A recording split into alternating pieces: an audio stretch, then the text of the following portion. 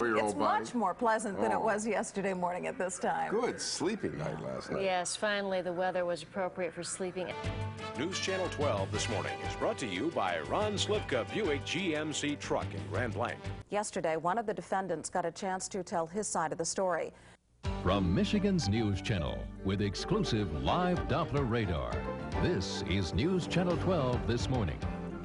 Good morning, everybody. It's that day of the week we all wait for, Friday, June 23rd. Glad you could join us this morning. Norma's just a hop, skip, and a jump away at the Flint Cultural Center, and that's going to be a busy place this weekend. Yeah, she has today's forecast, and throughout the hour, she'll look ahead to the Sloan Museum Antique Auto Fair. Good morning, Norma. Good morning, Karen and Larry. Today, the IMA Sports Arena opened its doors to community members who were invited to give their input on possible expansion plans. From your most experienced news team with live Doppler radar, this is ABC 12 News at noon. Last night's high winds and heavy rains take a toll on a Flint school. Good afternoon, everybody. I'm Karen Gatlin. UAW officials revealed details of the tentative agreements before presenting them to the rank and file. Joe Hood is a GM dealer who spoke out during the strike about keeping GM jobs in Flint. I'd like you to talk now about the car supply. Are you anxious to see people get back to work? Oh boy, I'll tell you, we've been out of cars for 3 weeks. In the confusion last night, there was information that didn't leave here with the patients when they went to new facilities. This Thursday, the focus will shift to the State of the State address. And for Governor Engler, it's a key speech in this re-election year. County Sheriff Joe Wilson is making news today. In a written statement, he announced his intention to retire at the end of the year, saying the decision comes with a great sense of accomplishment and little regret. Angie Shramsky joining us live now from outside the courthouse with more on Wilson's announcement. Angie? Karen, the sheriff says he is not making any kind of public statement. 12 News this morning. Good morning, everybody. It's Wednesday, January 26th, and as Norma alluded to, it feels a bit chilly out there this morning. A bit chilly, my foot. 12 News this morning is coming up next for Wednesday, March 16th. And be ready when you head out the door. It's windy and it's cold. I'll have a forecast for you. Dan Kildee is chairman of the county board, and he is live now in our Flint newsroom. Dan, do you know, are these letters the reason for this more widespread investigation at this point? Well, at this time, we really don't know what the subject of the investigation is. 12 News this morning is coming up next. It's Tuesday, June 21st. June 21st, it is the first day of summer. On special assignment, Karen Gatlin, News Channel 12.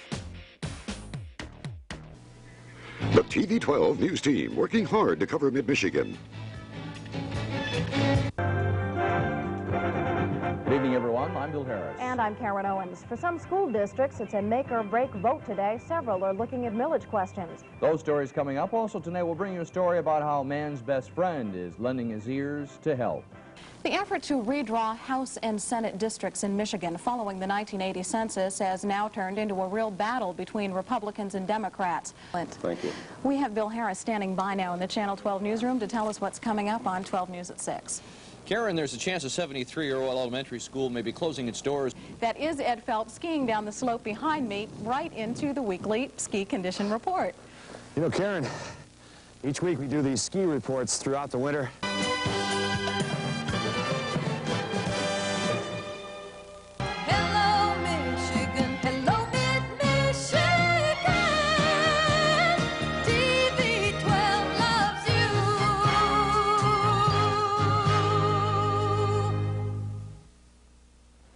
Karen Owens, 12 News at 6.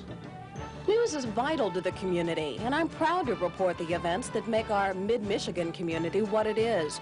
To discover the trends, the feelings, the issues emerging in our cities.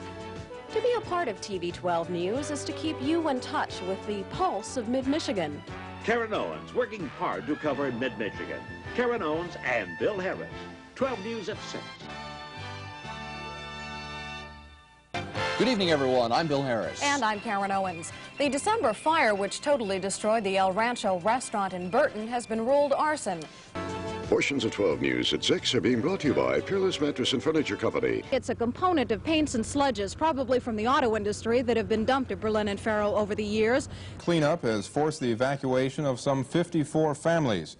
Karen Owens is at the site and has this live update. Karen?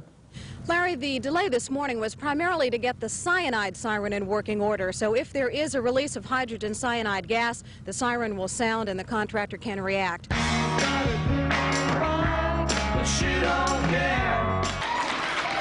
When the Bentley Bulldogs start growling, Bendel's going to go whimpering back to the bench. Well, the biggest question for Tom Stevens is what it's going to be like for the Easter weekend. He's outdoors in the backyard. In fact, Tom, what are we looking forward to? Well, I'll tell you, Mother Nature is not going to treat anyone wrong this weekend. Finally, TV12 news anchor Karen Owens walked down the aisle and said, "I do" tonight.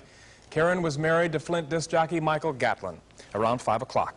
Soon I found myself surviving okay and even having fun. Well, I managed to make it through the sharks, and now I'm sitting under about 15 feet of water.